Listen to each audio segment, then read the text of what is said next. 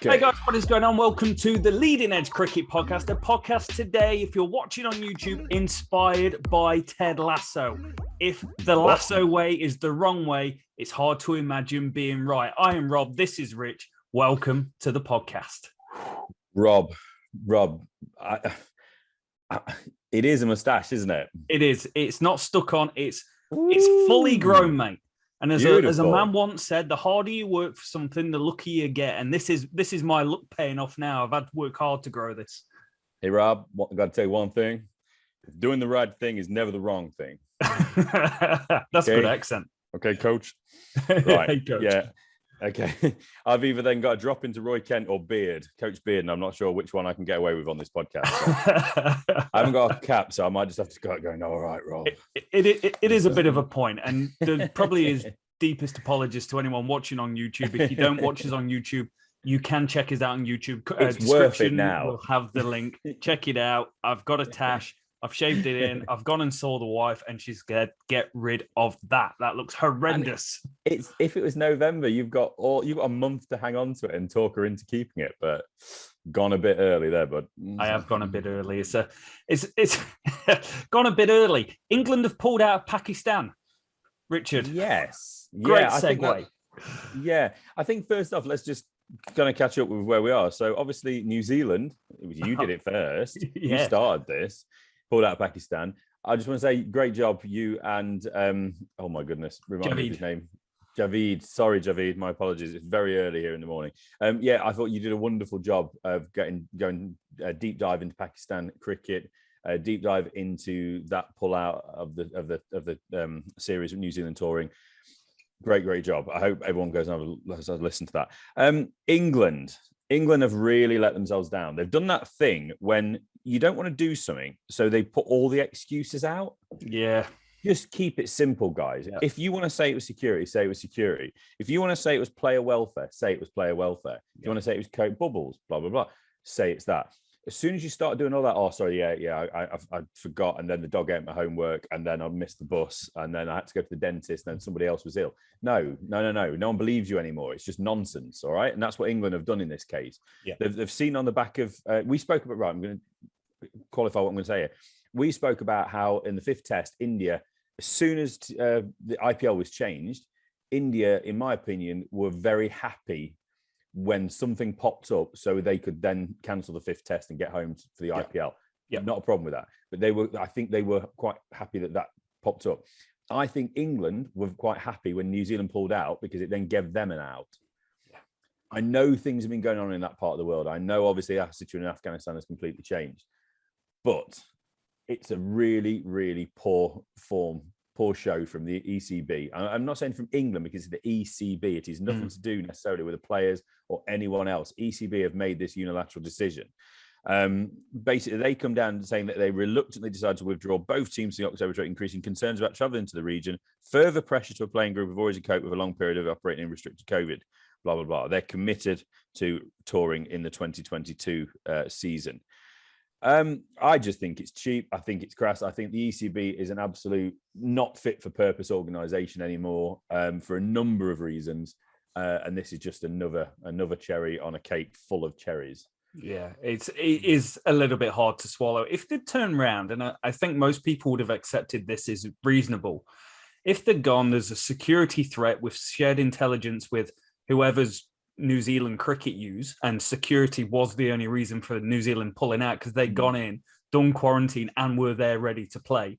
And the players, for what it's worth, didn't know what was happening until they were shipped out of the country. I think if they turned around and said that, everyone would have gone, yeah, we saw that coming. But I think it's when you start wrapping in going, oh, yeah, but there's bubble fatigue and there's this and there's that.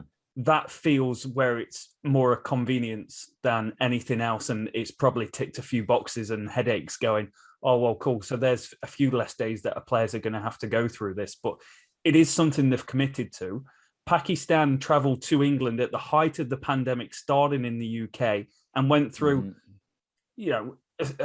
worse quarantine situations in an unvaccinated country with more unknowns. And it doesn't feel good that England haven't gone and repaid that favour, however small it is, for a short period of time for a few games. Yeah. And the thing is as well, England hasn't had a perfect run of things. We've had a summer of cricket, and I forget if it was Pakistan or another country, but we were having international cricket in this country when we had terror attacks in London. Yeah. And teams didn't fly home. We have such an arrogance over here that we're all right, but if you go to Pakistan, oh no, that's not safe. Yeah. You know, you'll have the PSL being played. You'll have English players and players from all over the world going to play in the PSL.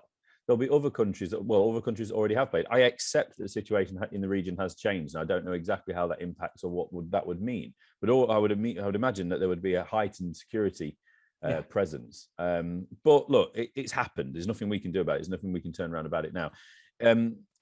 The Pakistan Cricket Board is rightly fuming. Yeah, I was about to say something else there, and I think they have every right to be. There's an interview today with Ian Watmore from who's the ECB chairman, and he's apologised to Pakistan Cricket and admitted the relationship between the boards needs to be rebuilt. Now, what's notable is they put out a statement, just issued a press statement, and then didn't follow up. They didn't put anybody out to answer any questions. You had the situation where on the day Heather Knight was captaining a game for England. The ladies captain, because let's not forget that they were supposed to be touring as well, playing the same amount of games as the men's.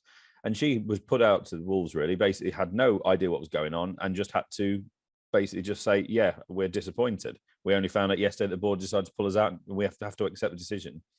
Well above our heads in a complicated situation. You know, the England men's, nobody's come out and really put their name to it. But they have today, and what they've basically said is the decision that the board made was an extremely difficult one. I'm very sorry to anyone who feels hurt or let down by a decision. I won't go into details, but we received advice on security and player welfare and took the decision we made. We made it quickly because of the short term to the World Cup and the New Zealand exodus from Pakistan, obviously on the morning of the game, which was a little bit unexpected. They were all factors, but the primary consideration was the welfare of the players. Yikes. It's not a good look. Even now they're coming out and talking and doing this interview, but it's way too late for me. They've done this interview.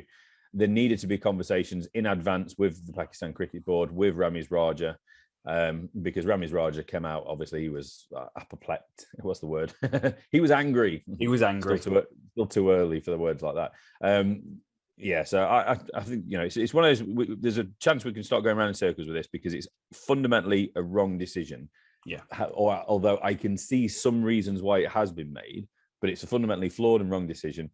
If the current team didn't want to go out there is no reason they couldn't have found 15, 16 players to get on a plane, get off a plane, play 3 games of cricket in about 4 days. Yeah. Get on a plane, go home. Yeah. People will do that. They did it in Bangladesh years ago. You remember people got the choice about whether to go and tour. People chose to tour or not, and it gave more opportunities to other people. So we could have fielded a team. It's happened plenty of times over the years, as I spoke about recently. First ever tour I went on 2001 after 9/11. Alex Stewart, Darren Gough, and one other slipped my mind at the moment. Sorry? Was it Tudor or Flintoff or someone like that? Caddick. Caddick, that was it. They chose not to travel to India. That's not long, but it is that long ago. But I suppose it's not that long ago. It really isn't. It can't be that long ago. Shut up. But they chose not to travel, but we still had a touring party. This tour was not a test match tour. It was not 3 or 4 test matches and tag on one day as an T20s. This was just 3 T20s. That was it. Yeah. It's pathetic. Disappointing, mate. Disappointing. Very, very. I really do feel for Pakistan cricket public. Regardless of what anyone else might want to say about the country, it was a chance, really, wasn't it, for England to go and repay some favours. Like you said at the top, Pakistan came over when COVID at its height last year, and we, deserved to, should have repaid their debt. Let's put it that way. Yeah, but doesn't quite feel right, mate. No, not at all, mate. So more cricket could be in doubt. Then there's still no real idea, is there, of whether or not we're going to see any cricket in Australia this winter? No, rubber is going to hit the road this weekend, according to articles. So players from the England team are going to have presented to them what the potential tour and itinerary and quarantine is going to look like. And then they can start making some decisions off the back of that. But at the moment, there's a lot of negativity coming out of the England camp about it. Yeah, Joe Root's obviously said that he's absolutely desperate to go and tour out there, but then wouldn't commit himself to say whether he will tour out there. There has been one or two players that have said, absolutely, I'm definitely want to go. I think Dan Lawrence has come out and said, yeah, definitely. Good on him. But I suppose it's different, isn't it? I don't really know everyone's individual situations, but if you don't have a family, obviously, if you're a single gentleman playing cricket, you're quite happy to go out there. You know, it's not the end of the world, is it? It's, you know, even if you're stuck up in hotels. And again, it depends about personalities, doesn't it? What will be interesting, though, is if there is a number of pullouts, how many will it take for England to say, nah, not commitment to go and do this? Yes, it would be better down the road. You know, fans can get over there and all the rest of it. So it won't be the same series it usually would be without the England fans tour as well. And obviously Australian fans, I don't know what restrictions there might be on stadiums. But it's a tinderbox, isn't it? I mean, we had a situation this week where a Sheffield Shield game was about to get underway. The season was about to get underway, and it was cancelled up in Queensland, wasn't it? Because of a few cases of COVID popped up. So it's weird in an English perspective because we're over here now, and basically this government has basically said, it's fine, carry on, don't worry about COVID anymore. It doesn't matter how many cases are popping up or how many people are dying from it. We're just going, well, a lot of people are vaccinated, so let's not worry about it anymore. I think 4 cases in the whole state of Queensland popped up.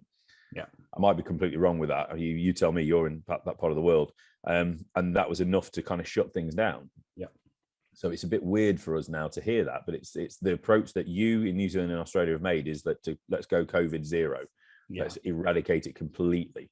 It is. And to be fair, out of the world, Australia, New Zealand, those sorts of countries have had more time at life's normal than anything else or anywhere else in the world. And now we were lower on there was less urgency around vaccines and getting that level of protection in. So we're into these lockdowns, and all of a sudden there's the urgency around vaccinations, and that then becomes the weapon against avoiding lockdowns and against COVID.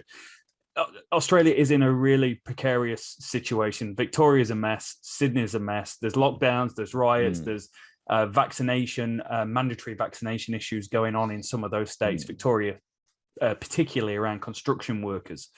And Brisbane, Queensland sort of area have gone, well, we don't want COVID. And Western Australia, talking Perth, we don't want Australia. We don't want Australia. We don't want COVID either. And they want to keep it like that. And most sport has been tipped off into those areas. And now Brisbane have got cases. They're going to go, we need to get this locked down. Otherwise, we're going to end up in the state that Sydney and Victoria are in at the moment. And that plays into how potentially a tour might look. A tour might look of going Perth, Adelaide, Perth, or something like that. It's crazy. Yeah, there's talk, though. They reckon that if the tour does go ahead, there won't be any cricket in Perth because of the quarantine rules going across there. So, I mean, Western Australia is basically an island. It's landlocked, obviously, but it's an island when you think of the distance between and how few people and settlements are from, you know, South Australia and Northern Territory, etc., across to Western Australia. It's a huge, huge place. So they can isolate themselves like any island should. Yeah. I see what you did there. It is causing divide, though, whether the tour should go ahead. So Mark Butcher's come out and he's gone, he's furious, basically. The idea of people not going and playing the Ashes tour is ridiculous. It makes him hangry. If they're worried about not taking the family, he's saying that's a privilege that you even get that. If you do any other job in the world, you don't get to do that. So don't be like that. But your friend and my best friend, Kevin Peterson.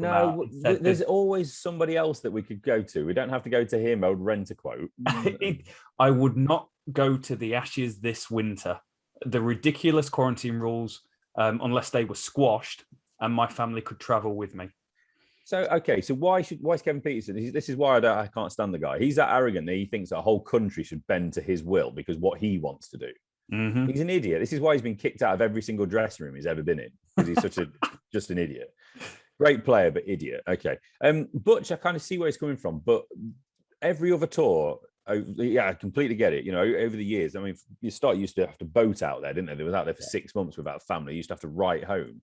Now you couldn't be more connected anywhere in the world. You're on Zoom, you're on FaceTime, whatever. It's as simple as that, isn't it? But this is a tour on the back of 2 years nearly of COVID restrictions and players living in bubbles and players having to quarantine and stuff like that. So it's not that it's just, you know, at the end of 2 years, I want a family to come with us. Yeah. Or we're not going. Well, it's the end of a couple of years where they've probably been apart a lot over those couple of years. So I do understand that. I would like to think that there will be some flexibility that you can get them over, but as long as they understand when they're over there that they don't own the place like Brits in Spain or something. It's like if you do as you're told. If you go over there and you've got your family over there, that means you're in and around that beautiful 5-star hotel with the pool and the spa that you're going to be in. It means that you've got to only go where you're told you've got to go. It's not going to be a holiday. You're not going to be going up the East Coast in a camper van. You know what I mean? Stopping off at all the tourist spots. Do as you're told, and then it'll be fine. But I always get a feeling with Brits is that we'll go over there and then start doing what we want, and if we can't do what we want, we start kicking off and start moaning about it. It is a little bit of not accepting that other countries are doing something different, and I find that a little bit narrow-minded from some of the tweets I see going, well, they've got to do what we want. Well, actually, no, they don't. Every country has done things slightly different, some the same, but people have gone for different approaches. This is what the approach has looked this side of the world. And if you want to play sport, there's no special privileges. There's no special privileges for the All Blacks. There's no special privileges for anyone this side of the world. You have to do quarantine. You have to pay for it. And you've got to abide by the rules. No one is different to anyone else. And I love Kevin Peterson. You don't. But I think his tweet puts him in the dick mode and really shows a lack of understanding for how different countries are dealing with this, not just him. Yeah. Shocker. Kevin Peterson doesn't have an awareness of other people's positions. So the big question is, does the tour go ahead? That's what we're coming down to, right? Does it go ahead? And it depends what's in this document that's shared with the players over the weekend. But if so many England players turn around and say, no, Rich, do you turn up in Australia? Because there's money riding on this. I think the Ashes is worth 90 million. And now there won't be travelling fans. But if it's in an open state, COVID-free, there will be fans. It's worth a lot of money. It's worth more than the fifth Test match, India versus England, by about 45 times the amount, or 30 times. It's worth money. more. Money. Do you take a second-rate team? I'm really split on this one because there's nothing better for me over winter, apart from Christmas, obviously, but having Ashes cricket in the background. Having an Ashes series in the background. Been lucky enough to tour a couple of times and watch cricket over there for Ashes series. It's fantastic. I love it. And it because I've been over there as well, it means so much more to people like myself. Maybe that you get that feeling, you can feel the sunshine, can't you? Yeah. I really want it to go ahead, but I feel that after the last couple of years, and I feel like the way the England players are and their well-being, and the people like Ben Stokes, who obviously aren't even back around cricket at the moment because of everything he's gone through, I can see a number of key players not wanting to go. Yeah. And I think that it's going to tip it over. And then it's going to be, I don't think it'll be a strong England team going over. That's what first point I'm going to make. I think if we do go over, it'll be a and B setup, maybe even an ABC setup, of sides. And then from there, do Australia want that? Yes. That's not what they paid for. So then it becomes a conversation between the two boards of, do we just kick this into next year? Australia would take a second-rate England team over no Ashes, 100%. From everything I've been watching, listening to Mark Moore and all those Brendan Julian chat, they want the Ashes no matter how it comes. So in that case, it has to be on then. It has to be on, and England have to deliver. But it's going to be England don't have to, because they didn't deliver in Pakistan, and take the security point out. You've still got the people welfare thing, which is quite rightly so. And I think this is where the problem falls down on it. This is really hard on players. It is a huge commitment. It's on top of what the job they signed up to be able to do. Yep. But the thing that's failing them, for me, fundamentally, the thing that is failing every single player playing cricket at the moment is not quarantine, is not bubbles. It's the governing bodies still forcing more and more cricket down these players' throats to burn out. You've got to look at the situation of the world and go, we can't expect people to do this all the time. The boards need to be the ones that step forward, not the players. Yeah. So perhaps then what we could look at is, let's say it does go ahead. Let's say that there's a chance it does go ahead. We could see a squad that doesn't include any of the T20 World Cup members. Could well do. Yeah. That would be a sensible option, wouldn't it? Because that's a further complication, because you're going to have players going out start of November, I believe. Yeah. They'll be flying out. So that's when they have to have an answer, basically. It will be up in the air until the test players, just the test players, the Joe Roots, etc., get on the plane. The T20 World Cup players won't be heading over there until an extra 10 or so days afterwards. I forget the date of the World Cup final now. Is it the 9th of November or something around there? Around there, yeah. Yeah, so they'll be later. So it could be that the T20 players go, do you know what? I've not had a chance to have a break. The test players only, the Roots, the Rory Burns, the Hasib Hamids, whoever's, Jimmy Anderson, whatever Broads, they've had a chance to have a break between the end of the cricket season, the end of obviously the 4th test against India, through to the end of October. They may say that's good. They're fine with that. T20 World Cup players, they've been going, haven't they? Some are in the IPL at the moment. Some are then coming over to the World Cup. It's going to be full on cricket. And then you've basically got to jump on a plane straight away. There's no going home. Straight away, you're on a plane from UAE. It's really hard. So it would not surprise me. My prediction now, if I had to commit to it, which I don't really have to, but I'm going to anyway, is we have an Ashes series. But very few, if any, of the World Cup England players are in that squad. Yeah, I think we have an Ashes series. It goes ahead. It could even be played in just one state. It very well could well be, and I think it's a big disappointment. But I hope the thing that needs to take place is governing bodies need to start taking care of the players, and looking at the amount of cricket, reduce the stupid amount of cricket, and then bubble life is just how it is at the moment. We need to accept it, and we need to take care of the players. And it's just a really poor situation to put players in and have players be the ones trying to say if something's acceptable or not, when governing bodies should have their players back. And I just don't feel like they do at all. Yeah, absolutely, Rob. Absolutely. I'm going to change the order of little things here. And one player that will definitely not be touring Australia this winter is Moeen Ali. Yeah, who has retired with immediate effect from Test cricket. He'll still be available, obviously, for white ball cricket, and he does want to concentrate on that. He was just basically saying that in the last, the test he did play this summer, he just felt like he couldn't get himself in the zone. He couldn't quite concentrate as much as he could do. I always look at Test cricket, and one of the things that amazes me is how the hell do you boys do this for 5 days in a row? Yeah, I used to struggle playing Saturday, Sunday. A different game on both days, but that was hard enough. And sometimes hard enough just doing it on 45, 50 overs on a Saturday. So how they do it consistently over 5 days, I'll never know. So totally understand his explanation. And it's one of the finest explanations I've heard, actually. Yeah. Very honest. Yeah, absolutely. So Moeen has been, he's not legend status in Test cricket, but for what he's done to the game, what he's done to community as an open practicing Muslim British man, out there, he's brought so many conversations to the forefront in this country. The fact of not celebrating with the alcohol and other players respecting that, and blah blah blah, and having his beard. He's been a breath of fresh air in hope, doing something positive in this country. That wasn't his responsibility, but it's something that's come with it. Yeah. But as a cricketer, he's been exceptional as well. He thinks he's been wasted a little bit with the bat, but he says in a good way. He didn't mind, because he was saying he'd rather have batted higher up the order. He was batting ahead of Stokes, and then they switched it round with Stokes going up to 6 because they thought they'd get more out of Stokes. It was correct. But he does ponder when he's speaking about retiring, about what he could have maybe done if he'd have stayed in the top 6. Yeah. But then he does also say, but if he had a bad run of form with the bat, he'd have probably been out, and he wouldn't have played 60-odd test matches, which he did end up playing, which is 64 in total, which I think is an incredible achievement. With the bat, 2,914 runs, a high score of 155, an average of 28.29, 500s, 14 half centuries, a good strike rate as well, just over 50 for that. And he also took 195 wickets at an average of 36.66, including five wicket hauls and 1 10-wicket match.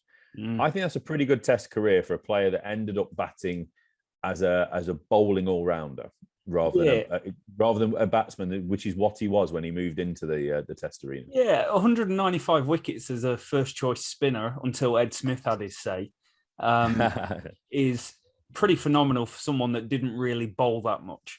It was just something he did on the side. He was a batsman. I do think we didn't get the best out of his batting. 2016, he was exceptional, over 1,000 runs in Test match cricket that year, at an average of 46, and he never quite got back to those illustrious heights. And I think when you look at it, he just really struggled away from home with the bat, mate. He was batting down the order with the tail. Away from home, generally England get rolled with the tail as well. We don't get the best out of them. In Australia, he wasn't good. In New Zealand, he wasn't good. The only places where he really averaged runs was one in India where he averaged 39 and in England where he averaged 33.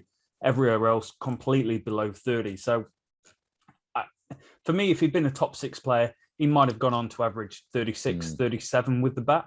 Yeah. But you're right. The way England have been over the last 8 years, they've been a bit more tolerant these days. He probably would have got dropped.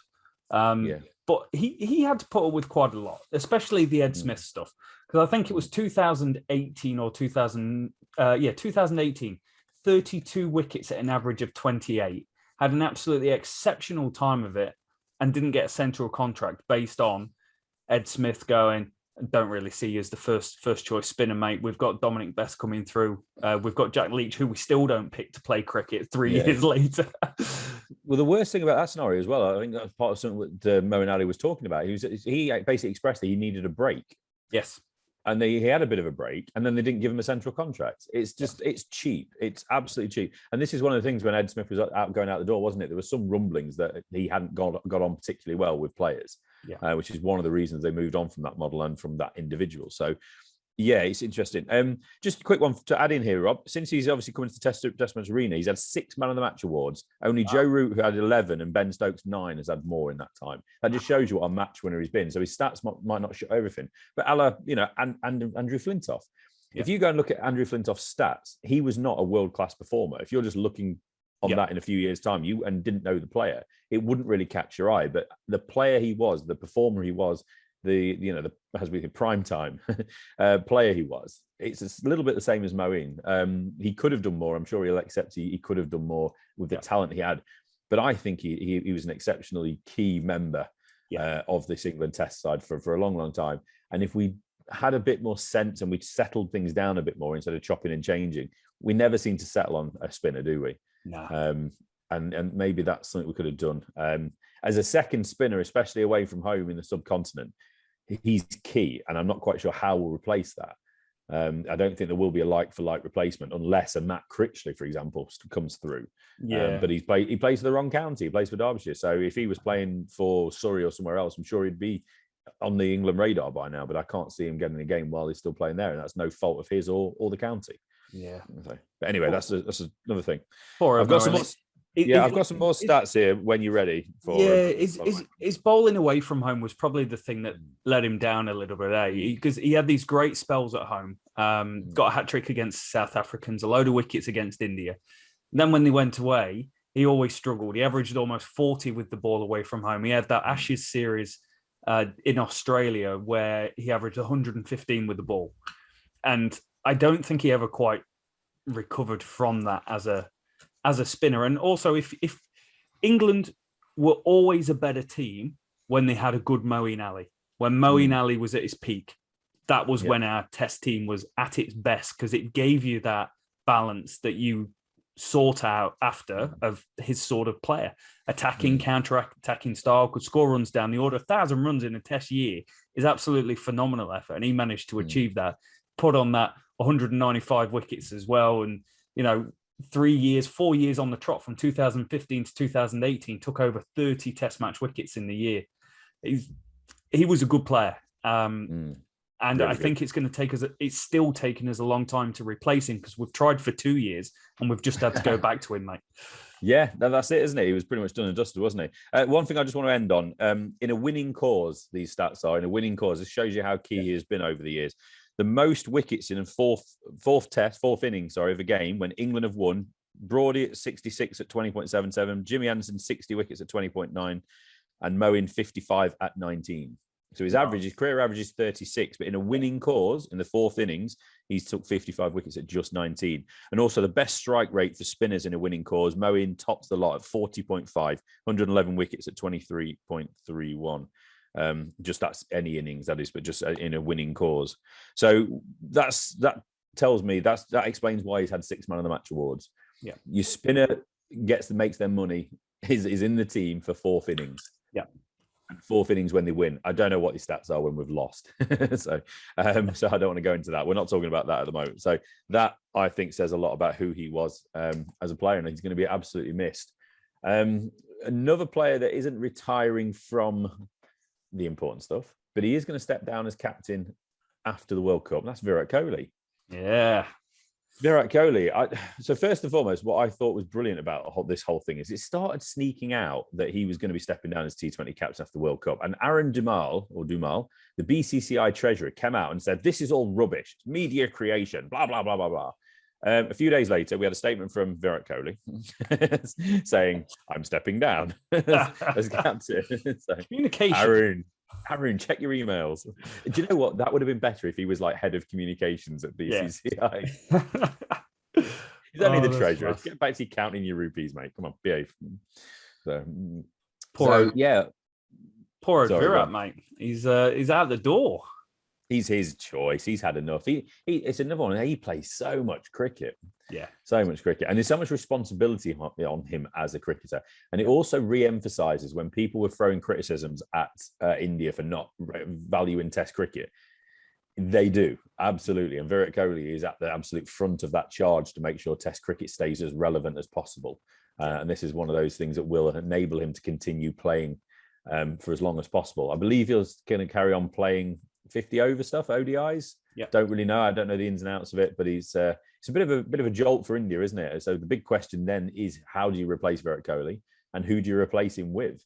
I don't know, mate. But Royal Challengers Bangalore are finding themselves in the same situation because he's come out a couple of days ago and gone stepping down as IPL captain, which he's done since 2013. So that's I guess that's someone that's probably been on burnout mode and ultra intense for a huge period of time. He looks like a very intense guy. Rallies people around him based on passion and intensity. And you got to make choices. You've got to make choices about your health and about what's important to you. And I think fair play that it's T20 stuff that he's giving up. But T20 stuff, for me, quite often has seen as the gateway of international captaincy. Like you've seen it in the past with England. Sometimes they've given someone the T20 captaincy and then the ODI captaincy and Test. And this is before the Morgan era. But maybe it's that sort of thing. Now they're going to start blooding the next person who they feel might be the right person. And that person may well be someone a little older. It might be Rohit Sharma, who's highly thought of, an astute captain based on Mumbai Indians and a hell of a player. Yeah. KL Rahul as well, a bit of a shout. I've seen his name bandied around a little bit. Yep, scores a lot of runs. Scored a lot of runs. Well, one in England in Test cricket, but 2 in the IPL. I think he top scored last year in the IPL, and this year he's right up near the top as well. He's a class act.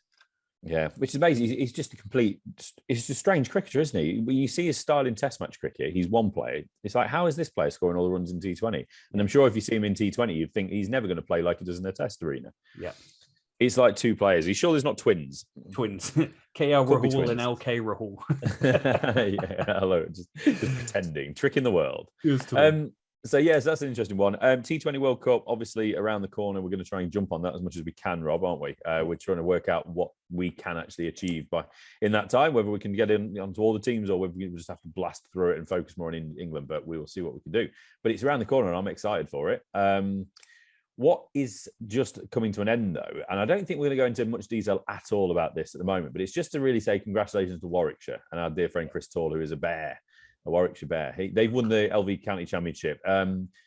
They're now playing off against Lancashire in the Bob Willis Trophy final, and that's going pretty well for Warwickshire as we speak. Unless Lancashire do something absolutely remarkable, it's going to be a great end to the year for Warwickshire. I think we should talk about this next week, Rob. Yep. Get stuck into the county game, maybe also look at the MVP race and all that sort of stuff and who's done what.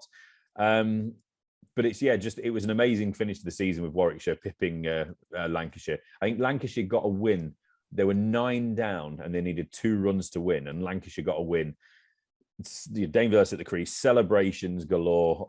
They were at that point top of the table, and they needed Somerset to stand tall and at least stop Warwickshire getting that win. But Warwickshire did just get over the line, and how, by bowling Somerset out. It was a pretty convincing win, wasn't it? It was 118 run win in the end, but they bowled Somerset out for 154 in that final day. If Somerset had hung on, it would have been Lancashire's championship, but it was Warwickshire's in the end. Fair play to them. Notts ended up finished third. They nearly got through to the Bob Willis Trophy final. They missed out by 1 point, and they ended at the first innings was 296, which meant they were 4 runs away from 1 extra bonus point. So if they'd got 4 more runs somehow in that first innings, it would have been Notts against Warwickshire, but it's not, and it isn't. So congratulations to Warwickshire. And let's talk about that next week. But one thing I do want to just quickly talk about is the PCA Player of the Year finalists were announced, and the winner was also announced. It was between Joe Root, David Beddingham of Durham, the South African, I think it might be right in saying, Simon Harmer, the spinner from Essex, and Luke Fletcher, the stalwart, the Notts County stalwart. And Joe Root was announced as the winner for obviously his achievements this summer. I don't think anybody going in up for an award where Joe Root is in the category is going to have any success this year. Yeah, you can't. He's having probably, I'm going to say it again, Ian Bell, 2011, Joe Root 2021, just so everyone knows. He's having the second greatest year, but the most amount of runs that any Englishman's scored. He's going to break all the records if they get on a plane to Australia. Bear that in mind. No wonder he wants to go to Australia, mate. He might even beat Mohammed Yusuf's 1,988 record for most runs in a year. Yeah, he might well do. He's got every chance. That was one of the things that was such a shame, wasn't it, that we didn't get to see him play that 5th test, because he would have broke some records there, I'm sure. I mean, he deserves it thoroughly. David Beddingham, I think if he didn't, he scored very close to 1,000 runs. Simon Harmer does it every single year.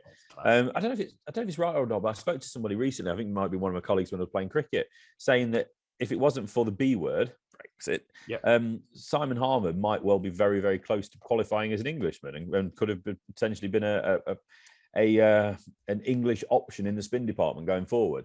Now, I don't know how much truth is in that. I've not really come across that before, but that was an interesting little conversation. It just makes you ponder and think, doesn't it? What a nice England setup it would be with Simon Harmer sitting down there, at 9 or 10, twirling away like he does in county, and whether or not he'd be able to do it at international level consistently. It'd be interesting as well. But Luke Fletcher, the big fella, I will say he won the MVP in the county championship this year. He was the most valuable player. So fans of American sport love the MVP. I'm sure fans of others are going, let's get this American nonsense out. But I'm sure you, Rob, will have a quote about something like that in a moment. You need to find one. Come on, your lassoisms. My lassoisms. But I tell you what, I do love a locker room, mate. Smells like potential. Oh my God. Anybody that hasn't watched it, apologies. Leave.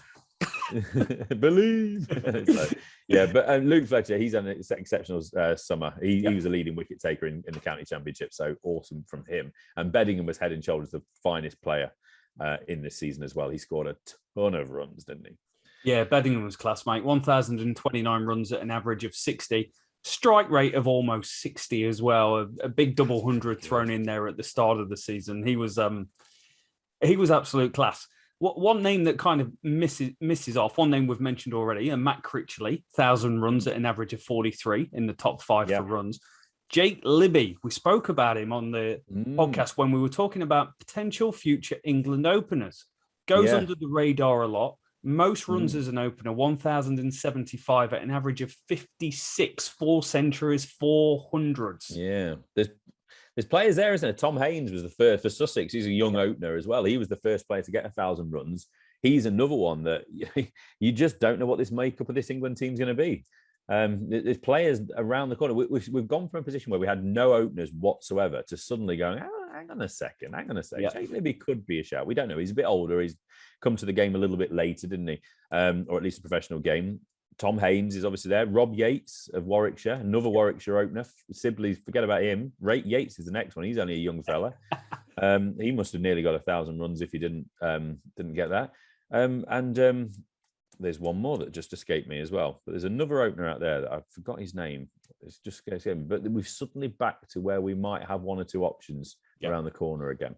Yeah, it's nice place to be, mate. Nice place to be. And we're not talking about Sam Robson as an option. Good podcast, mate. We'll be back next week with hope so. Update on what England are going to do about the Ashes, because that is apparently this weekend. The brief is being given to people to make decisions. And I'm quite interested to know where that goes. Definitely. And also, we're going to be coming back next week as well to cap off the Red Bull summer in county cricket. And also work out how angry Bob Willis would be from his grave with this Lancashire display at the moment against Warwickshire. He'll be very angry, mate. He'll be very angry. He'll be very angry. Also, there is talk of the restructure of the county championship to cover off next time around as well, which I'm sure Bob Willis will agree will probably cause us some issues. It may well do. All I can say is that this is a good job Notts didn't win the championship, because it could have been an embarrassing summer next year if they suddenly ended up in Division 2 after winning the championship. Exactly. Wow. Watch that space. Awesome. Well, thank you so much for listening, guys. Hope you've enjoyed it. Leave a big like and subscribe if you're watching on YouTube, or subscribe to us wherever you're listening to us on whatever platform you are on. You can catch us on Twitter at Leading Edge Pod as well. Thank you so much, guys. We'll catch you guys next time.